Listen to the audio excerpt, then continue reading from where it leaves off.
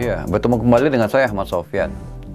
Kita dalam pembelajaran hukum pidana kali ini atau dalam pertemuan yang ketiga kali ini akan membahas tentang teori-teori di dalam hukum pidana.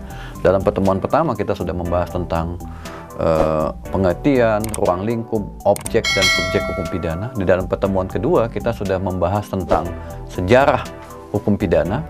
Dan sekarang kita bicara tentang teori. Nanti di akhir saya akan juga sebutkan sedikit tentang sumber-sumber hukum pidana. Nah, kalau kita bicara tentang teori hukum pidana, sebetulnya kita bicara tentang pemidanaan. Jadi, bagian daripada hal yang penting dalam hukum pidana itu adalah pidana. Pidana kadang-kadang juga disebut dengan sanksi. Kadang-kadang juga disebut dengan hukuman. Ada juga yang menyebut tindakan. Ya, jadi ada sanksi, ada pidana, ada hukuman, dan ada tindakan.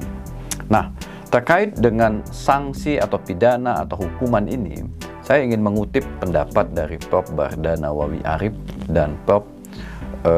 Muladi, dua guru besar hukum pidana sangat terkenal di Indonesia. Anda bisa membaca buku-buku mereka. Dia bilang gini, pada hakikatnya yang dikatakan pidana itu atau hukuman itu adalah penderitaan atau nestapa yang ditimpakan kepada seseorang. Ya, nestapa atau penderitaan ini tentu sesuatu yang tidak menyenangkan, ya, ketika seseorang menghadapi penderitaan dan nestapa tersebut. Nah, pidana itu diberikan oleh badan-badan negara yang sah, ya. Jadi yang boleh memberikan pidana, boleh memberikan nestapa, boleh memberikan tindakan yang tidak menyenangkan itu adalah badan-badan negara yang tidak sah. Nah, pidana atau tindakan atau hukuman atau sanksi tersebut itu sebagai konsekuensi dari perbuatan melawan hukum yang dilakukan oleh seseorang dan sudah dinyatakan secara terbukti secara sah dan meyakinkan bahwa orang tersebut melakukan tindak pidana. Jadi, dalam konteks ini perbuatan pidana itu adalah sebuah konsekuensi juridis dari perbuatan yang dilakukan oleh seseorang. Nah, kita sekarang masuk kepada 4 besar teori-teori tentang pemidanaan. Jadi, yang pertama itu adalah teori absolut atau kadang-kadang disebut juga dengan teori retributif. Nah, teori ini adalah teori yang menceritakan tentang pembalasan dari perbuatan pidana. Jadi melihat masa lalu seseorang. Karena ada perbuatan pidana yang dilakukan seseorang, maka badan-badan negara tadi melakukan pembalasan sebagai akibat dari perbuatan yang dilakukan tersebut. Jadi tujuan utamanya membalas, membuat efek jera. Nah, itu bahasa lainnya. Supaya orang tersebut tidak melakukan tindak pidana. Karena itu hukumannya lebih banyak hukuman badan. Pidana penjara seumur hidup atau pidana mati, ya. Nah, itu sebagai konsekuensi juridis dari perbuatan yang dilakukan oleh orang yang melakukan tindak pidana.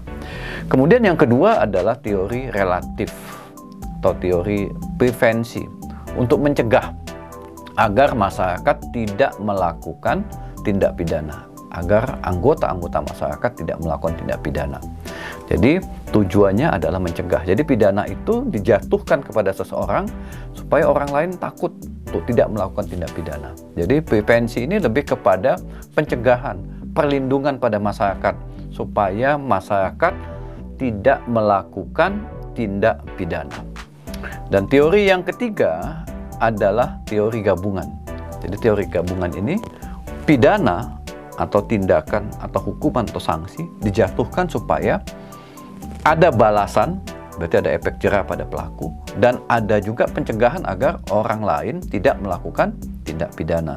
Jadi bagaimana merumuskan pidana itu, bagaimana merumuskan sanksi tersebut supaya ada efek jera dan ada juga konsekuensi lain agar anggota masyarakat lainnya tidak melakukan tindak pidana. Nah, di sini pidana itu tidak selamanya dalam bentuk pidana kurungan, pidana penjara, tidak selamanya. Tapi mulailah berkembang di sini ada pidana denda, ya, supaya kalau dapat denda yang besar, tentu orang takut ya melakukan tindak pidana. Jadi dan negara juga punya pendapatan dari perbuatan tersebut untuk melindungi masyarakat. Teori yang ketiga adalah teori gabungan.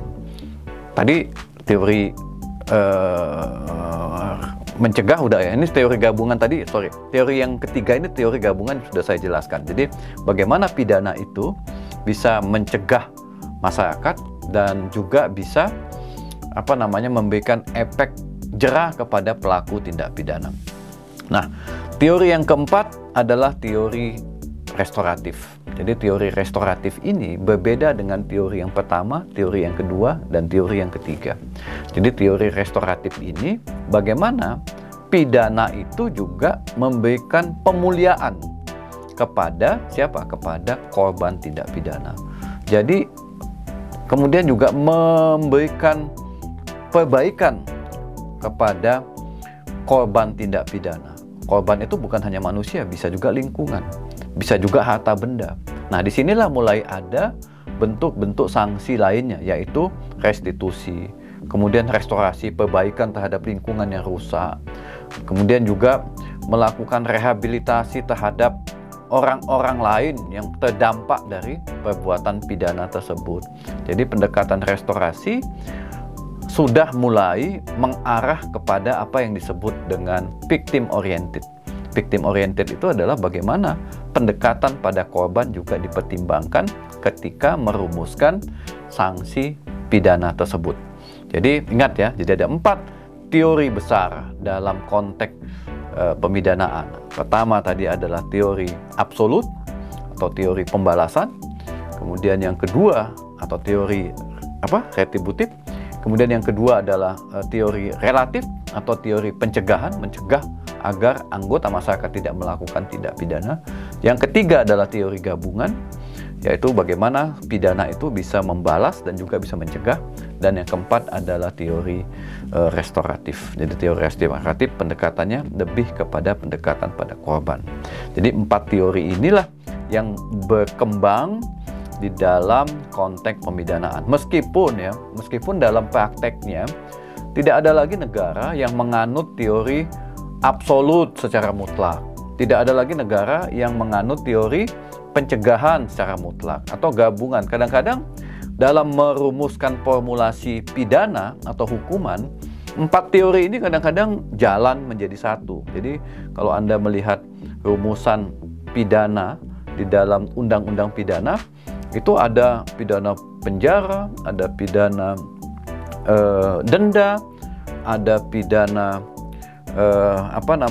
pidana ganti kerugian, kemudian juga ada pidana yang disebut dengan rehabilitasi kepada pelaku, dan juga ada pidana dalam bentuk kompensasi. Jadi bentuknya itu beragam. Jadi tidak lagi pidana itu menganut pada satu teori tersebut. Tetapi yang jelas, sanksi pidana itu masih diperlukan. Ya. Pidana masih diperlukan agar masyarakat terlindungi, agar pelaku tindak pidana tidak melakukan tindak pidana lagi, agar ada rehabilitasi kepada pelaku tindak pidana, dan yang terakhir adalah bagaimana ada bentuk ganti kerugian atau restitusi yang diberikan kepada korban tindak pidana akibat dari perbuatan pidana tersebut. Saya pikir ini, dan mohon nanti Anda mendalami tentang 4 teori ini dari literatur yang sudah diwajibkan bagi Anda untuk membacanya, dan di akhir kuliah ini sudah juga disebutkan. Kemudian juga untuk mendalamin tentang 4 teori ini, saya minta juga Anda untuk menyelesaikan tugas yang juga saya diberikan di akhir perkuliahan ini. Terima kasih, dan sampai ketemu lagi pada video dan materi perkuliahan pembelajaran hukum pidana berikutnya.